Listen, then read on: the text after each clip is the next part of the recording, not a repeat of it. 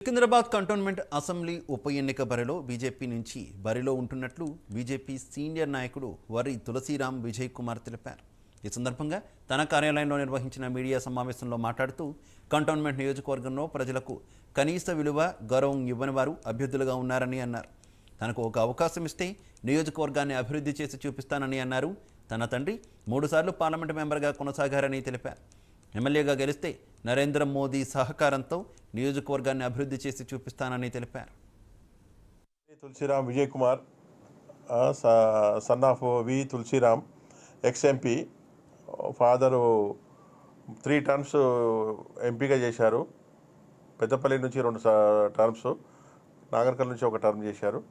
తర్వాత ఎన్టీఆర్ ప్రభుత్వంలో state vice president, ఉమ్మడి ఆంధ్రప్రదేశ్లో స్టేట్ వైస్ ప్రెసిడెంట్గా చేశారు.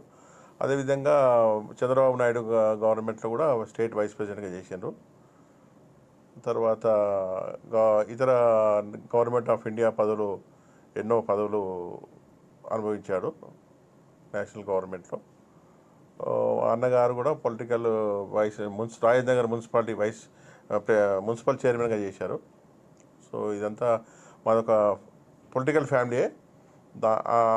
ఆ లెగసీ ఉన్నందుకే మనం ఈ కంటోన్మెంట్ పూర్వము కూడా అసెంబ్లీ ఎలక్షన్లో నేను సీటు కోరడం జరిగింది. అసెంబ్లీకి పోటీ చేయాలనే ఉద్దేశంతో సీటు ఆశించాను.